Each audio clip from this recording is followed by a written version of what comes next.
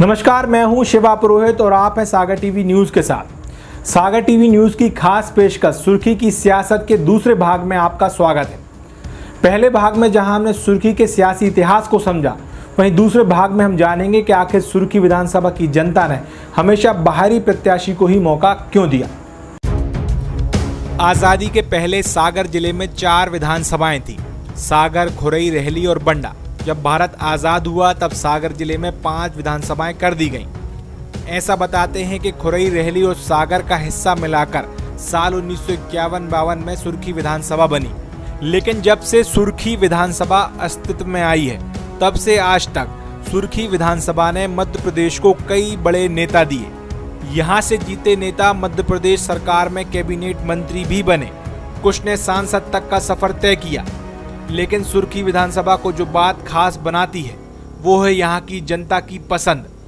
दरअसल सुर्खी विधानसभा की जनता ने अब तक जितने भी विधायक चुने वो सभी सुर्खी विधानसभा से बाहर के थे, मतलब स्थानीय नहीं थे। इस पर विस्तार से आज सुर्खी की सियासत के दूसरे भाग में चर्चा करेंगे, साथ ही इन नेताओं के राजनीतिक सफर की भी बात करेंगे।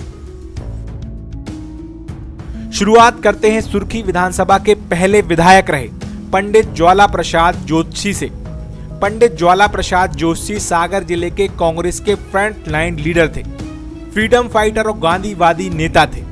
साल 1952 में सुर्खी विधानसभा से चुनाव जीते। बाद के सालों में साल 1957 और 1962 में सागर लोकसभा से 2 बार सांसद चुनकर आए। साल 1972 में सागर विधानसभा से 1 बार विधायक भी रहे। वहीं सुर्खी विधानसभा से चुनाव लड़ने से पहले वो सागर जनपद के अध्यक्ष थे। उन्हें अध्यक्ष रहते कांग्रेस ने विधानसभा का टिकट दिया। जन्मभूमि करेली जिला नरसिंहपुर थी, लेकिन कर्मभूमि जिला सागर रही। पंडित ज्वाला प्रसाद जोशी सागर शहर में रहते थे, लेकिन सुर्खी के स्थानीय न होते हुए भी उन्हें वहां से विधानसभा का टिकट मिला। सुर्खी विधानसभा में होने वाले विधानसभा चुनाव में पहली बार में ही कांग्रेस ने बाहरी प्रत्याशी को मैदान में उतारा, और क्योंकि ज्वाला प्रसाद जोशी जी का कद उन नेताओं में था, उन्हें सबकी स्वीकार्यता थी, इसलिए उनका जीतना भी तय था। अब बात आती है कि आखिर पंडित ज्वाला प्रसाद जोशी को ही सुर्खी से कांग्रेस ने टिकट क्यों दिया।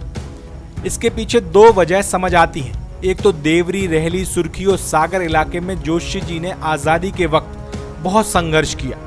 हालांकि उन्होंने जिले भर में आजादी के लिए संघर्ष किया था, लेकिन यहाँ उनकी पकड़ अच्छी थी। वहीं दूसरी वजह रही पंडित ज्वाला प्रसाद जोशी का चुनाव लड़ना तो तय था। सागर जिले के कांग्रेस के सर्वा नेता जिला अध्यक्ष रहे स्वामी कृष्णानंद भी चाहते थे कि वो सुर्खी से चुनाव लड़े, क्योंकि खुरई विधानसभा रिजर्व थी। बंडा से वो खुद चुनाव लड़ रहे थे।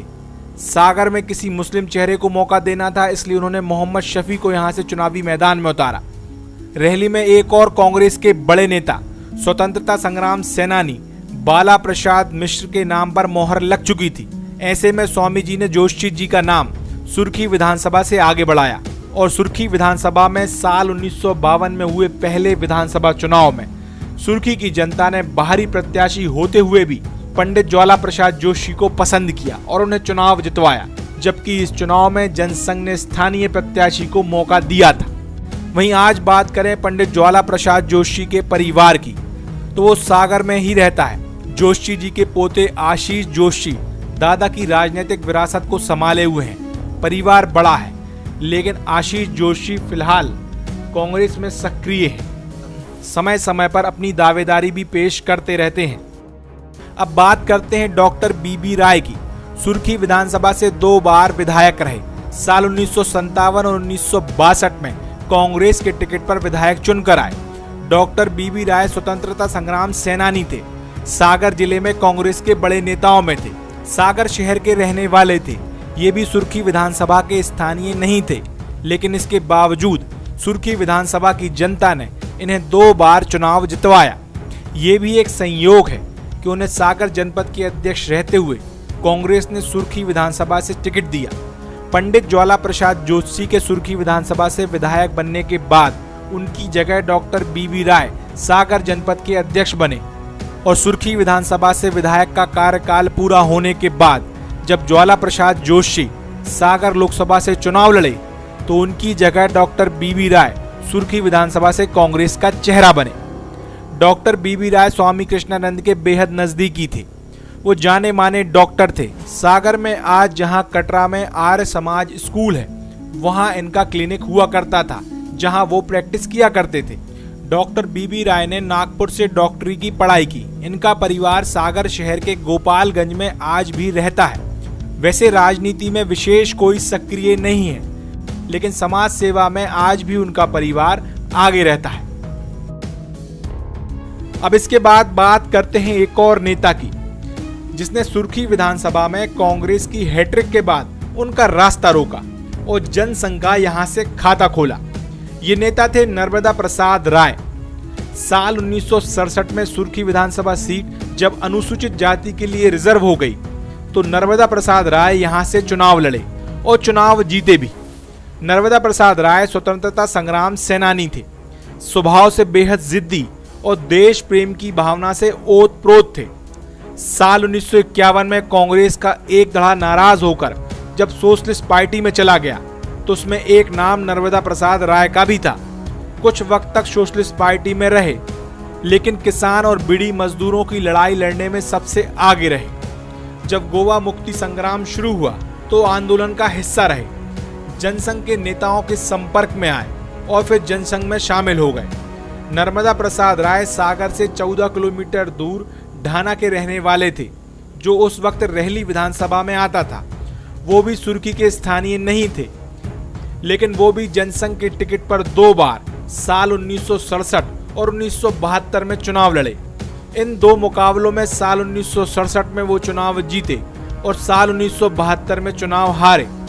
इसके बाद के सालों में वो सागर लोकसभा से चुनाव जीते और सांसद चुनकर आए। नर्मदा प्रसाद राय भूमि विकास बैंक के अध्यक्ष भी रहे। इनका परिवार आज भी ढाना में रहता है।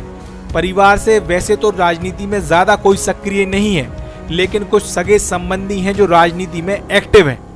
नर्मदा प्रसाद राय का परिवार उनकी दी हुई सीख और विरासत को बहुत अच्छे से संभाले हुए है। अब बात अगले नेता की। ये भी सुर्खी विधानसभा से स्थानीय ना होते हुए यहां से चुनाव जीते।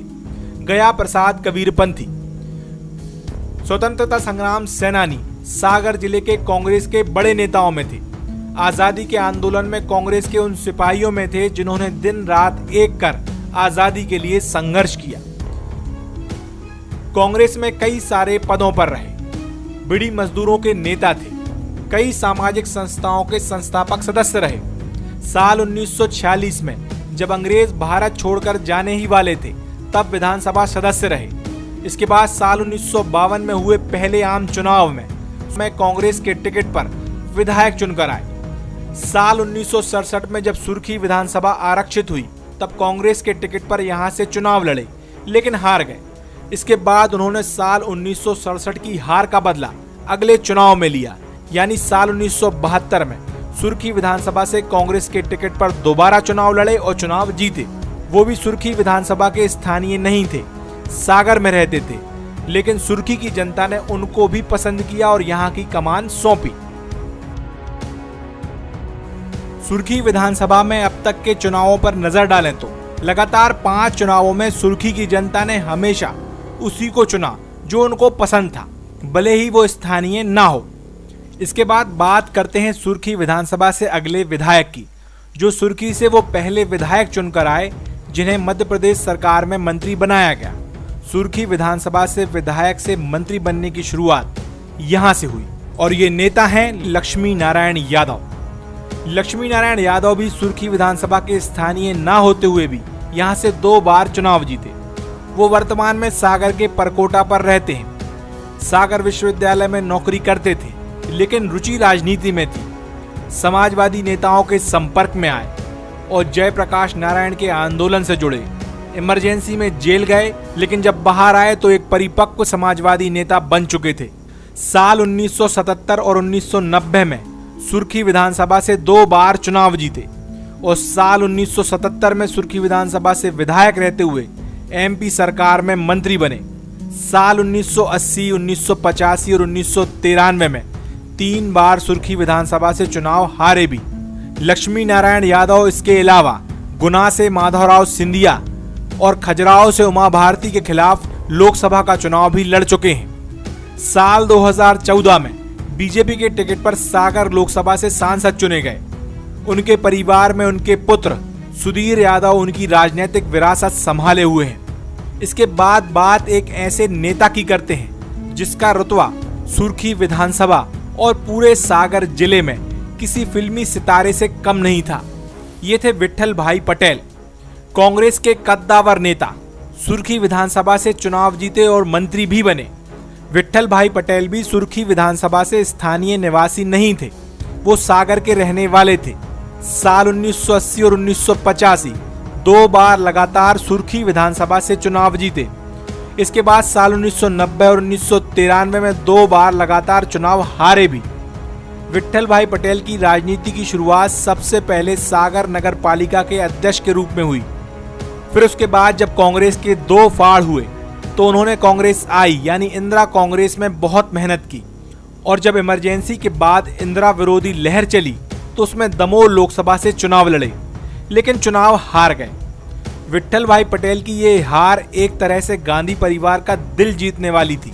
गांधी परिवार और कांग्रेस के मुश्किल वक्त में विट्ठल भाई पटेल पूरी ताकत के साथ उनके साथ खड़े रहे। इसके बाद वो गांधी परिवार के बेहद नजदीक हो गए।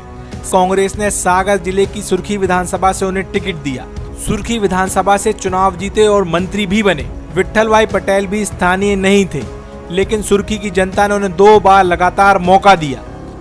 आज बात करें विट्ठल भाई पटेल की राजनीतिक विरासत की, तो कुछ वक्त तक उनके बेटे संजय भाई पटेल थोड़ा बहुत संभाले रहे, लेकिन अब उनका स्वर्गवास हो चुका है।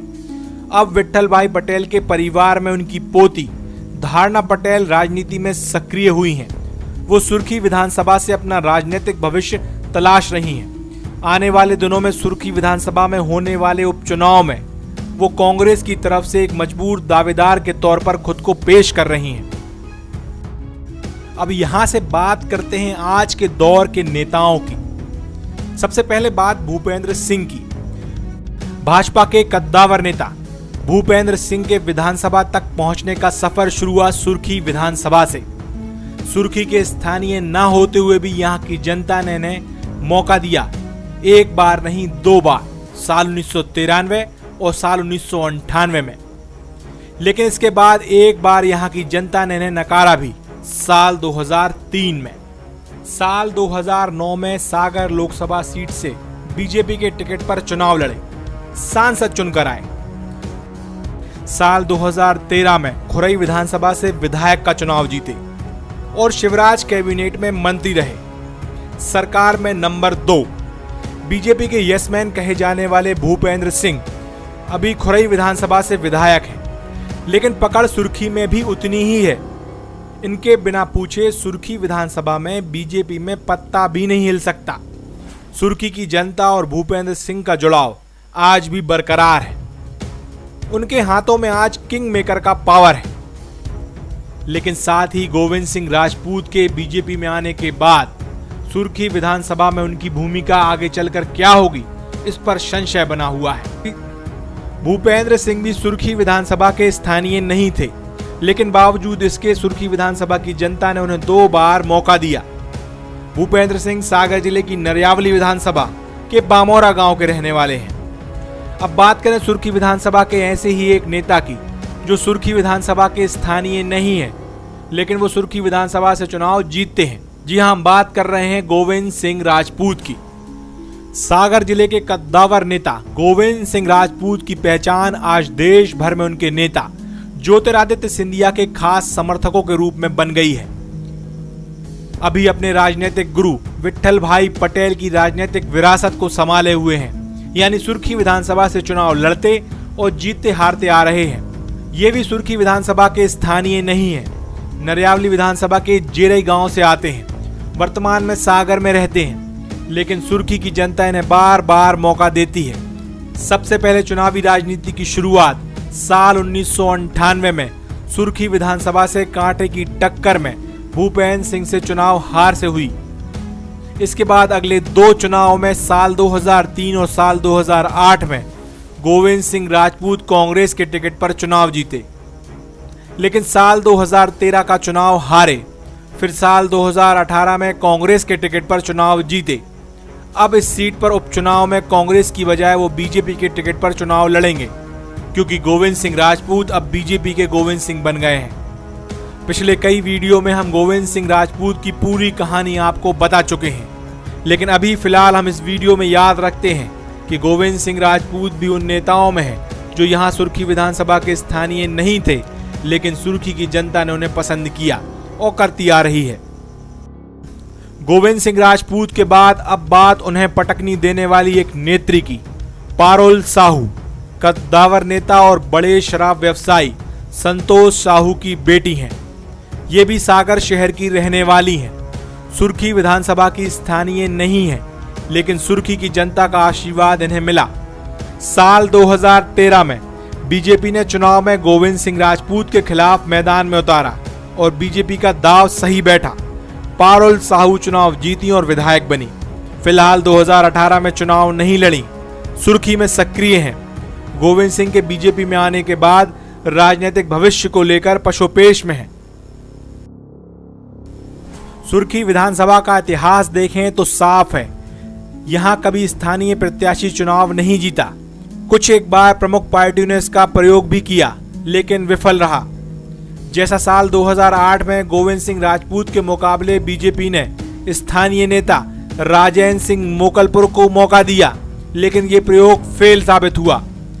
उसके पहले शुरुआत और बीच में कुछ चुनावों में ऐसे प्रयोग पार्टियों ने किए, लेकिन सभी प्रयोग विफल रहे।